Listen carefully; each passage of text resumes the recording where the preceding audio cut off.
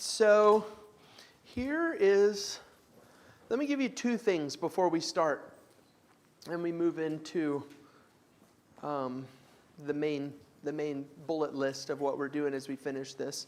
First of all, I guess I could tell you this. This is my last planned class on Hebrews. We're going to finish up these final exhortations, and then on Wednesday, the plan is to read through Hebrews. It's not just going to be a, hey, let's start in chapter 1 and end in 13. As we read through, I've got an outline that we'll break up, and so I'll just remind you as I go. This section is about this, and then we'll read it. And now it's about this, and then we'll read it. And we'll just read the whole argument together and all of the exhortations and the conclusions together in one place. And so that's the plan for Wednesday.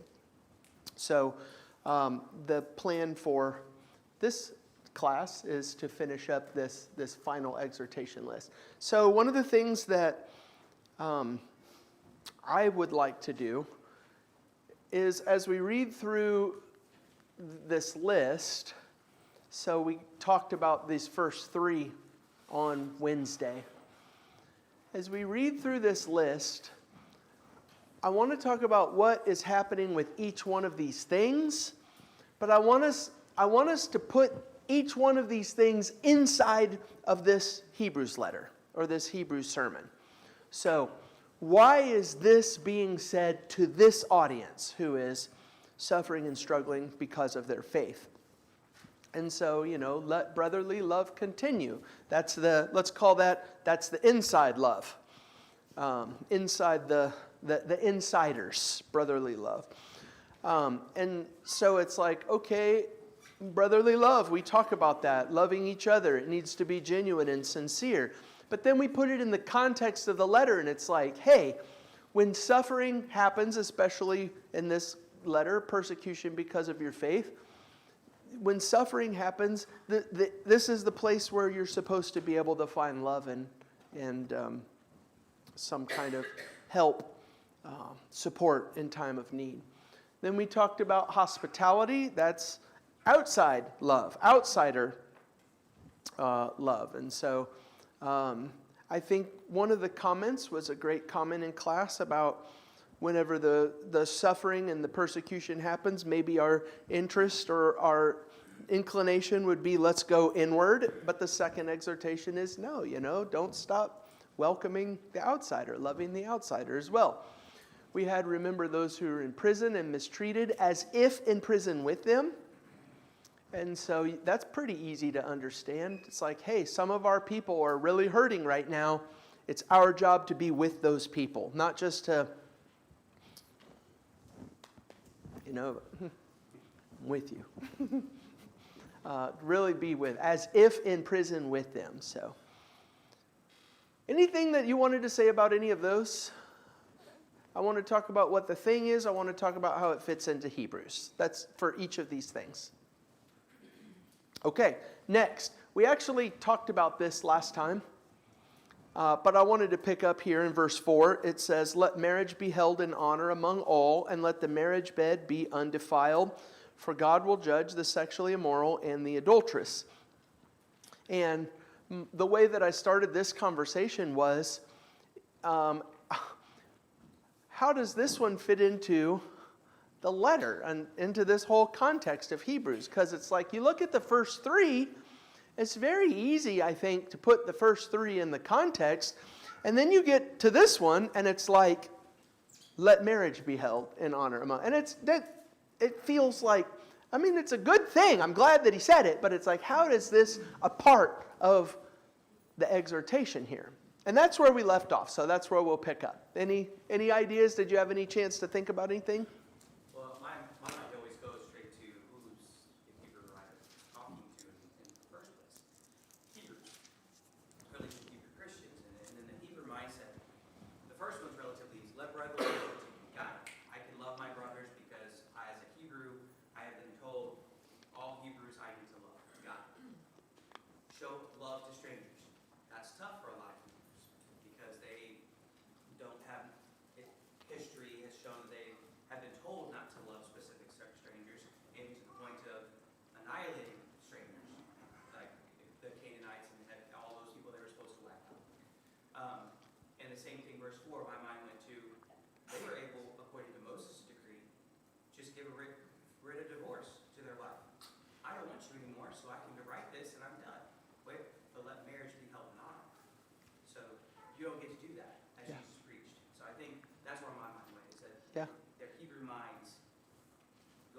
traditional things rather than what is supposed to be. Yeah, good. I think the whole book of Hebrews is kind of don't quit, keep going. And that's, so it's the same way with marriage. Don't quit, keep going. I think that's really good. Yeah, That fits in. wow. Go ahead, sorry. No. Oh, that fits in really good with what we were talking about in the van on the way home from class last week with Cindy's. Cindy's comment was in chapter 12 and verse 28.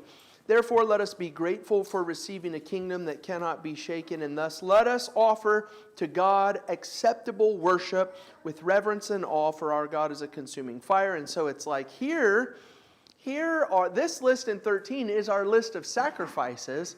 And so, in some way, marriage is husbands, sacrifice yourself, wives, sacrifice yourself. This would be a really good thing of sacrifice, and don't quit. The thing that I said, and I'll move on after this so you can have the last word, but the thing that I said, I'm sticking with this one, I think. And it's going to come up a couple different times in this conversation. But if you put yourself in the shoes of this audience, when things are hard,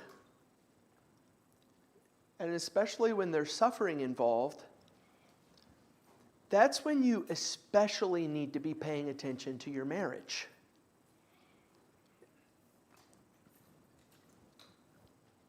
That's probably all that needs to be said about that, other than just to say, hey, the people that I'm closest to are often the people that I'm meanest to. And it's like, hey, when you feel this pressure, when you feel this stress, honor your marriage. That's the best thing you've got at the moment. So, okay, last word on marriage? Yeah, Dave? I was thinking about that and how we do tend to treat the ones we love the most the worst. And I feel like we do that with God too. And I almost think that who better to hold us tightly in our worst than the people we love the most, to treat us with the tenderness that we need when we're going off the rails. And I think about it, I've heard it described as when we get home and we're behind the closed doors, we all begin to start acting like teenagers, demanding and feeling entitled and thinking that, making sure our needs and our desires are voiced and loudly. Where the reality is, no, we're serving one another. Bring me your burden. As the husband, bring me your burden. Unburden yourself and give it to me, is my attitude that I should have as the burden bearer, as the husband, so that I can bear that. Of course, then I need to bear it, right? And then I need to give it to God. Yeah. So that fits back into Cindy's idea. This is an example of sacrifice, sacrificial attitude, giving attitude. Okay, next on the list, verses 5 through 6. Keep your life free from the love of money and be content with what you have, for he has said, I will never leave you nor forsake you. So we can confidently say, and this is a quote from Psalm 118 and verse 6, the Lord is my helper, I will not fear, what can man do to me? Let's talk about this one for a couple minutes. Tell me what's happening. You can have the first comment on here. Keep your life free from the love of money. Tell me what's happening in these couple of verses, because my initial reaction is not where I end up after thinking about it and reading about it a little bit. Is there anything that pops into your head here that you want to talk about, Cindy? Well, up in chapter 12, verse 28, it tells us what we do have. We have a kingdom which cannot be shaken. And so, when you come down here, it also says, I will never desert you. So don't rely on money or other things. Always remember Yeah, that's a really great. It fits in with what I like. I like the way that you frame that, where it's focus on what you do have, and then what is it that we do have in verse 5? I will never leave you or forsake you. In verse 6, the Lord is my helper. That's what I do have, Rick. So, some of these circumstances could be creating a financial burden. I choose to do this and it's costing me this. I think it's just another way of saying, stay strong and be steadfast, and don't sell your soul for the financial gain or the lack of loss that you might suffer by doing or not doing. I can't think of a specific example, but there's some financial aspects here too. Yeah. What they're losing. Yeah.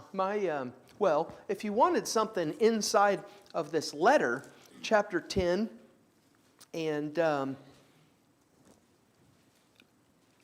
verse, where is it? What is it? 31?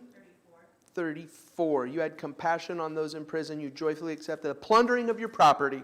There's an example with it. Like, this is what they're doing. But if you want a good, practical example, that's what my sermon this morning is about. So if you'll wait just a few minutes, I'll give you that. But yes, that's right. Hey, being a Christian means something. And there are practical implications that go with that. And so this letter is, hey, don't sell your soul for the thing. I saw something, Adam. The love of money is often misplaced desire for security and confidence, and things feel unstable, and so I want to just hoard and collect, and that's where I put my confidence. And I think that's what he's getting at with the Psalms quote, the Lord is my helper. I am not going to accumulate to try to build up my own protection around me. I'm going to trust that God will take care of it. Yeah. Yeah, where's your security? I don't know if I'll be able to articulate this. It's different in my head, whether that's what comes out of my mouth or not. We'll see. But when I read verses 5 and 6, keep your life free from the love of money, be content with what you have. My first reaction is some of the other passages in the New Testament that talk about don't love the world or the things in the world. That's where my brain goes. I think that's what Rick's comment is. Don't love things and serve things more than God, because nobody can serve two masters. You can't serve two things. What is your purpose? But the more I dwell on this and the more I read about verses 5 and 6, I think that the attitude is keep your life free from the love of money and be content with what you have. For he said, I will not leave you or forsake you. The Lord is my helper. I will not fear. What can man do to me? A couple of those lead me more to not so much as don't love money, so much as this sense of I don't care about that stuff. And so if you want to take it away from me, fine. I don't care. I have what I care about. That's Cindy's. This is what I have. This is what I care about. When there's no love of money, it's like, we're going to take all your stuff. Fine. There's more in the closet over here. You want that too? I think those are different. It's different from don't pursue and serve this thing versus just don't care about it. And when you don't care about it, your mindset is, okay, my life is not falling apart because you took my stuff. I didn't care about this stuff in the first place. Those are different. I think those are different. I think everything you said is right on track and what we're talking about. And, you don't care about it because you have your trust put in God. I don't need all this stuff because I trust in God and I'll have what I need. I think every single one of these ones on the board is rooted in selfishness. And, we need to show our brotherly love as opposed to just loving myself. We need to show them, don't neglect hospitality to strangers. If the opposite of that is I'm focused on myself.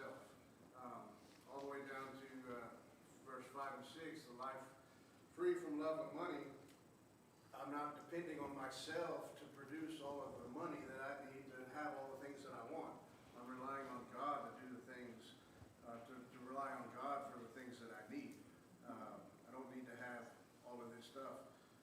When things get hard, you talked about when things get hard and marriage be held in honor. We should honor our marriage most of all.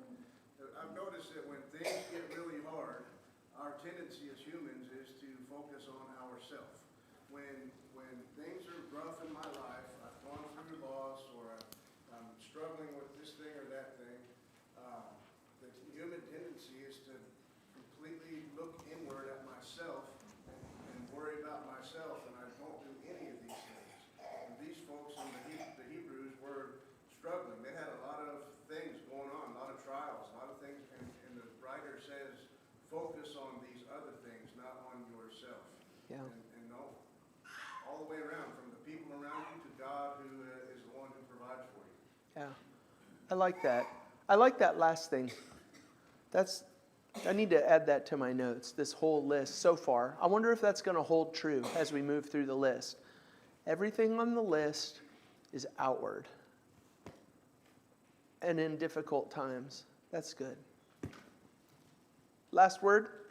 Those from the beginning, verse 1, brotherly love, and then 5 and 6, love of money. So the converse is there identified.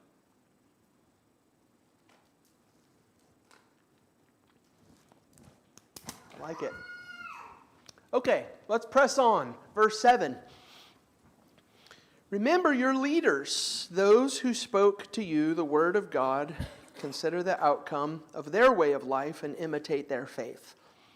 Now, what I would like to do is at this point, I would like to point you down to verse 17, which is different from obey your leaders and submit to them.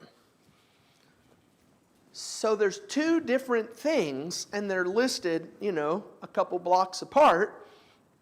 Remember your leaders and imitate their way of life, and obey your leaders. So we'll hopefully have time to get to talk about obey your leaders, but remember your leaders and imitate their way of life. What is that one, and how does it fit into this letter?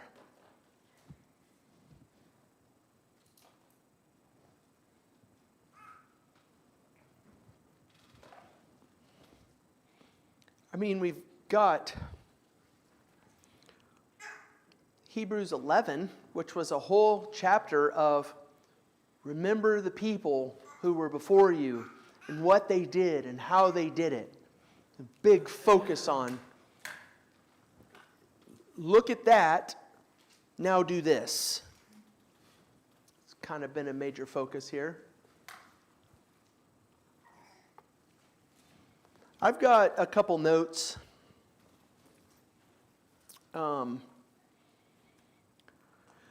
Let me give you a couple passages. First of all, the imitation passages. 1 Corinthians 11 and verse 1, Paul says, imitate me as I imitate Christ. So it's, some people have set a really good example for us. Remember that and follow in those steps. Philippians 3 and verse 17, keep your eyes on those who walk according to the example you have in us. Watch them. 2 Timothy 3 and verses 10 through 15 is Paul says, imitate me in my suffering. The way that I act and the way that I live in my suffering, you imitate me in that. And so on one hand, part of this is, hey, listen, you're not the first people to walk through the fire. Others have gone through this before, which is kind of an important message to remember, because in times of suffering, it feels like we're the only ones, and we're the first people to ever do that. And what the Hebrew writer is saying is, hey, you're walking on a trail that has already been paved.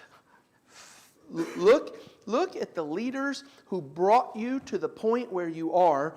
Look at their example and imitate that. Do that thing. Versus completely losing your mind and falling apart and jumping off the wagon because you're hurting and you're suffering. I think it's a follow the leader. Remember the examples. Do you think verses 8 and 9 is part of that point? What is verses 8 and 9? Is that the various teachings?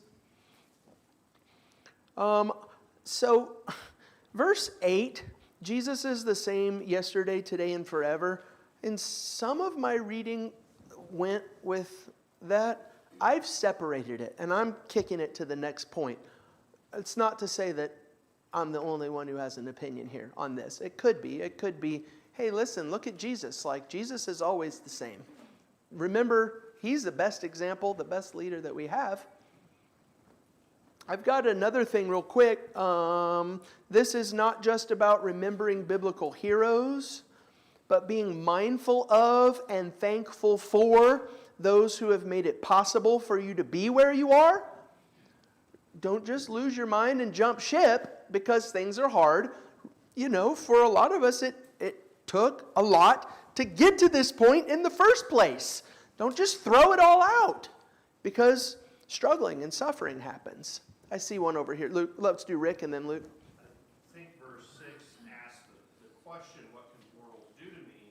And then he points to these leaders and say, yeah, some of them suffered, but follow them because they were attached to the more valuable. Yeah. Yeah, I mean, that's, hey, when he said, some of you have had your property taken away from you. Imagine that he's talking about the leaders and he's saying, look at them! Like, do that. Luke? I think he's also tying this back to chapter 11 and the cloud of witnesses. You can read that again, but we're familiar with that. The men and women who forsook what they had to go find something greater. Yeah. And, the writer acknowledges they didn't always receive that promise in this life, but they served for a promise which was to come. I think that ties into his comments here in verse 14 of this chapter about a city, is being prepared for us. And to personalize this more, I think that when we think of cloud of witnesses, we tend to think, as they're prescribed here in the 11th chapter, of the forefathers that have gone before us. But I think it might be more helpful for us at times to think about who our personal cloud of witnesses are. Maybe a preacher, maybe your parents, it may be a sibling or a friend, it could be your spouse, but we each have our own cloud of witnesses as well. And it's helpful to understand in that context, and I think this helps us remember who they are. Yeah. So, yes, I was thinking the whole time, like, the last word in your comment needs to be, remember that, and then you did it. I mean, that's the point. Like, we're not islands. We all got here some way, and we need to remember that.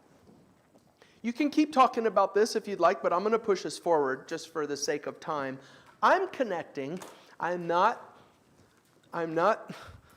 telling you this is the only way to do this. In fact, I will tell you there are other ways to do this, but I'm going to connect verses 8 through 14 all together as one thought that belongs together.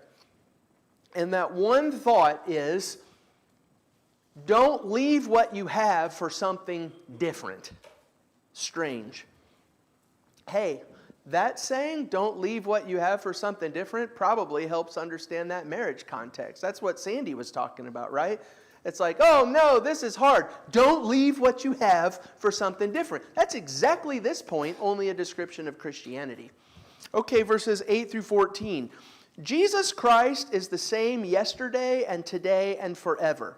Do not be led away by diverse and strange teachings, for it is good for the heart to be strengthened by grace, not by foods, which have not benefited those devoted to them. We have an altar from which those who serve the tent have no right to eat. For the bodies of those animals whose blood is brought into the holy places by the high priest as a sacrifice for sin, those sacrifices are buried outside the camp. So Jesus also suffered outside the gate. in order to sanctify the people through his own blood. Therefore, let us go to him outside the camp and bear the reproach he endured. For here we have no lasting city, but we seek the city that is to come. Okay, I'll give you the first word on this. What's happening in these verses, how does it fit into this letter? Cindy? In verse 13 where it says, let us go out to him outside the camp. Break from Judaism. You know, in other words, we're not going to keep doing what he described with the sacrifices. Yeah. And so, when we go outside the camp, we're leaving that and we are breaking away from that and we're doing something that, with Jesus. Yeah. Well, let's talk more about the outside the camp, but to your thing that you're talking about, how do you connect that specific? I think this is great. How do you connect that specifically to verse 9? Don't be led away by diverse and strange teachings. And Well, the old law would be that now, wouldn't it? yes, for this group of people, like you're a Christian now. And let's do this. Let's do your I was just going to say, but Paul, he left it all. yes. And so, to me, he's just, saying, look to those kind of people. Yeah, great. I think that, Cindy, that's perfect. Let's do this real quick, the outside the camp thing. First of all, the language of take it outside the camp. What's that language? Jesus was crucified outside the camp, so it's sacrificial English. That's part 2. You're right. They didn't, like, let's not crucify Jesus in Jerusalem, what do you call it? Main Street. You do that outside the gates. Go out there and do that. That's part 2. But part 1, what is Old Testament outside the camp? Wilderness, isn't it? Who said something? Sorry. Wilderness? I'm thinking more, especially in sacrifice language, I'm thinking more of when you offer a sacrifice. Here, let's just read one. It'll be easy. What? The gross trash. The trash. That's perfect. So you can turn there. I'm not going to read it. Exodus 29 and verse 14. Exodus 29 and verse 14, the undesirable parts of a sacrifice. Here is the sacrifice that I'm going to offer to God. And the priest puts some of it on the altar, and he takes some of it for himself, in some sacrifices. He gives some of it to you in some sacrifices, but some of it's right there in the temple. And then you take some of it, the trash, the undesirable part, and you take it outside the city gates, and you bury it in the ground. It's garbage. Get rid of it out there. That's part 1. Lisa gave us part 2. That's what they did with Jesus. He was the undesirable trash that they kicked outside the city gates. Go out there and crucify him. That's part 2. Part 3 is verse 13. Therefore, let us go to him outside the camp and bear the reproach that he endured. And so the idea is, when you're a Christian, especially within this Hebrew context, you are no longer welcome within the gates of Judaism. Go out there.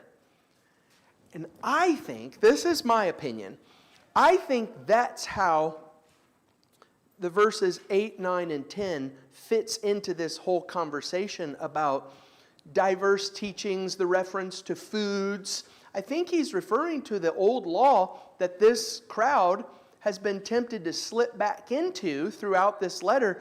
And he says, no, don't slip back into your former way where you're completely fine with everybody.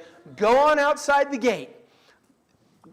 That's where the undesirable parts are. That's where Jesus is. That's where we're going to go. We're going to leave this old thing behind, and we're going to be this kind of people now.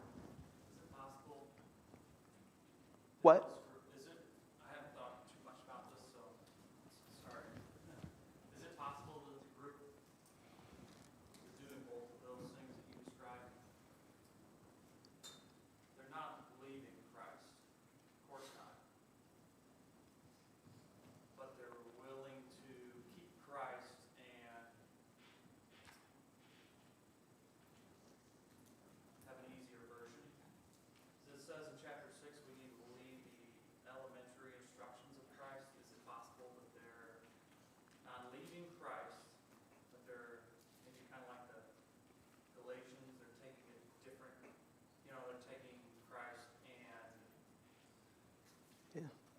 it kind of fits into Rick's words earlier about selling your soul. Hey, no, I'm a Christian. I'm not leaving Jesus.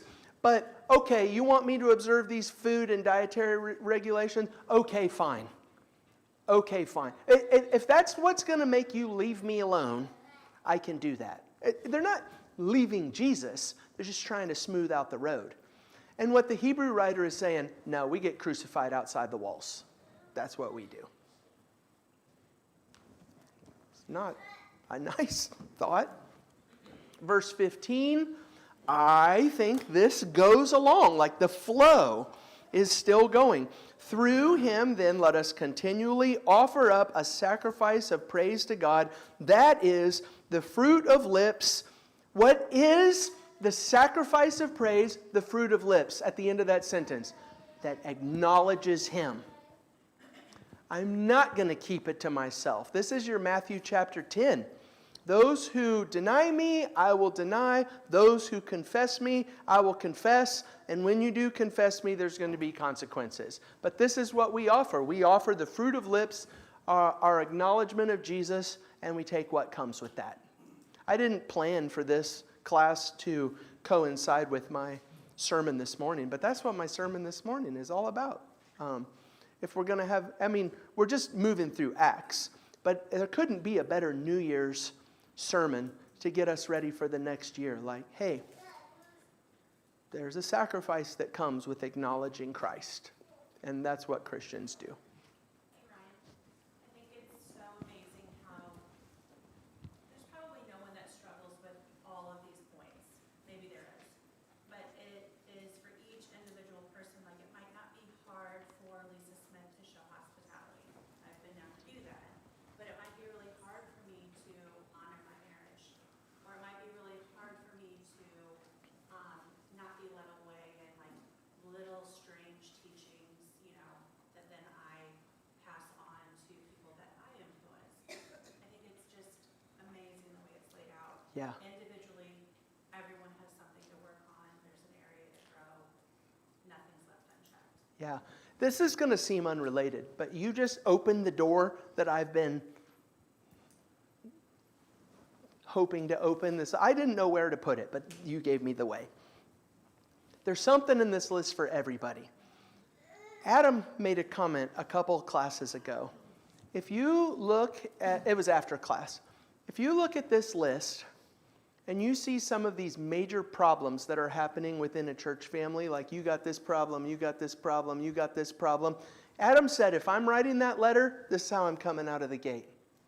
Let's talk, especially marriage, sexual immorality, and adultery. Like, we're talking about that. But Adam's point is, we didn't talk about this till chapter 13. Because first, you build the foundation about why all of this stuff matters, who Jesus is and what Jesus has done. And when you're standing on that foundation, now I'm to your point. Every single one of us looks at that and you're like, that's the one that I need to think about. Good. I know it's a long way around the barn, but it's where my head was. Did I see another hand or no? Mike? I was going to ask another question. Do you think he does that because those are just symptoms of something deeper? Like that the first 10 chapters address, regardless of whether we do a comprehensive list or not. Yeah, I was thinking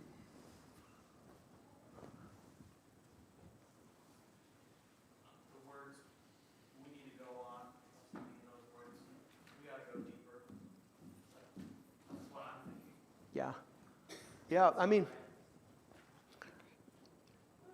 So it's kind of like Lisa's thing. Maybe your thing isn't on that list, but it could be, sort of a thing. Just use this list as a log starter. I'm going to keep going here so that we can keep going. Verse 16. This one, it fits into the whole thought. Do not neglect to do good and to share what you have, for such sacrifices are pleasing to God. We got 2 sacrifices in a row here. Actually, 3 if you consider yourself. We're the sacrifice. We go outside the gates. We acknowledge Jesus. That's a sacrifice that we make. The sacrifice that we make in this verse 16, is we share what we have. I'm not going to hang on to it so tightly especially in this situation where there are people around me who need it. I'll give you a chance to comment on these, but let me throw the rest of the list up. Verse 17, obey your leaders and submit to them, for they are keeping watch over your souls as those who will have to give an account. Let them do this with joy and not with groaning, for that would be of no advantage to you. There's two pieces to this verse. One is the leader's piece. You're going to give an account for yourself. The other is, hey, don't make the leader's job harder than it has to be. Which I think fits into, remember when we were talking about this one, let brotherly love continue? One of the things that we said on that point is, we're already suffering. Don't make it harder than it has to be by creating unnecessary drama and struggles within the family of God's people. That's what this is. Let marriage be held in honor among all. I'm suffering right now, and so what do? I focus on my marriage. I don't let my marriage slip because I don't need things to be harder than they already are. And I think that's how obey your leaders fits into this overall conversation.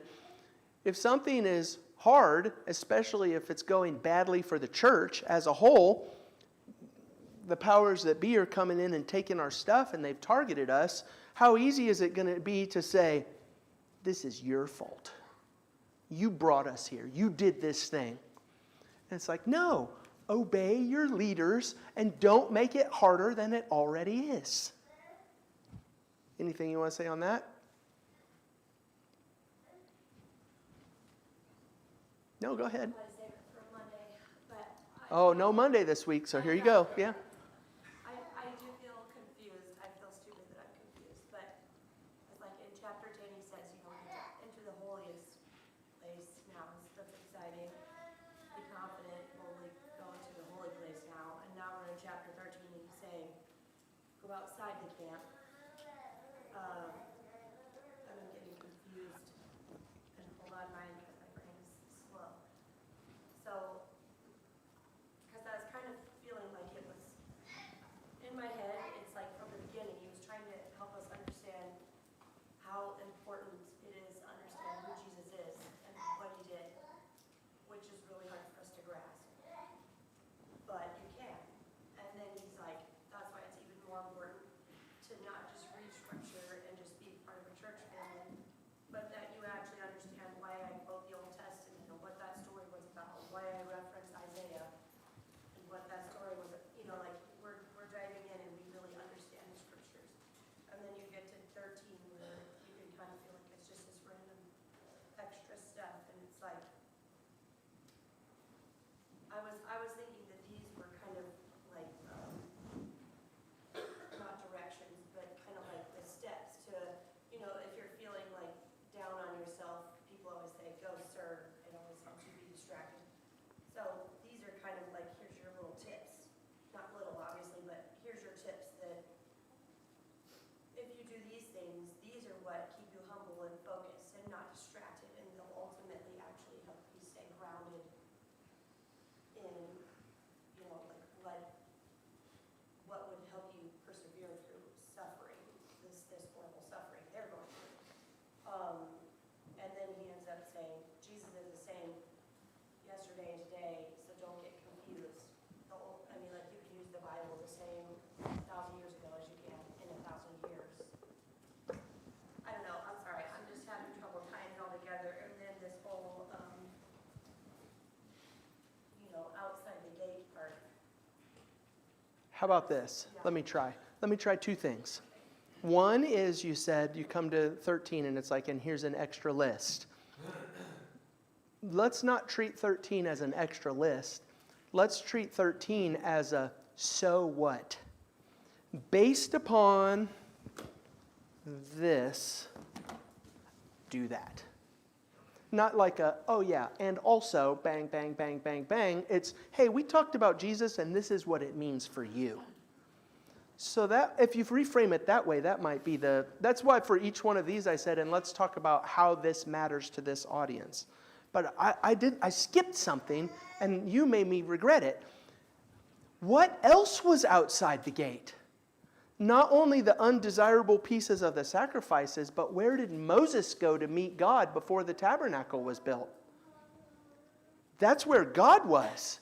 And Moses went out there, and when he came back, he had the glowing face. Remember the whole stuff about that? And it's like, the picture from the Old Testament is, hey, this is not new. You got to go out there to get where God is. Does that help or no? I'll probably have to think about it for a while, but thank you. Luke? Ryan, the 12:28:29 leads into this. I mean, one of the ways I look at this is how you worship God, right here. And he's saying that the word therefore tells us just what the point you made. Because of all this other stuff we've talked about, here's how you conduct yourself. It's not unlike Romans 12. Yeah. Yeah. It's like, this is what worship of God looks like. Yeah. Luke? I do think there's some connection back to the Old Testament, and I appreciate that it being drawn out. The Israelites groaned in the wilderness. The Israelites complained against God. The Israelites looked at the former life they had in Egypt and said, this is better than the promise that we've been given. And I think that's the connection with the Jews here and Judaism versus Christianity, and trying to move away from the teachings of the old law and embracing the new teaching. You're going to have to go outside the camp, right, to cut yourself off and remove yourself from Judaism completely. Don't groan when you do that. Don't long for what you had before, and don't act in the way the Israelites did towards Moses. Don't act towards your leaders in that manner. We're trying to lead you to the right path or to the promised land. Yeah. Which, you weren't here for this, but that's chapters 3 and 4. We talked about that for 2 whole chapters in Hebrews. Perfect tie-in. And then finally, verses 18 and 19, and pray for each other. That's not hard to understand. We're not doing this alone.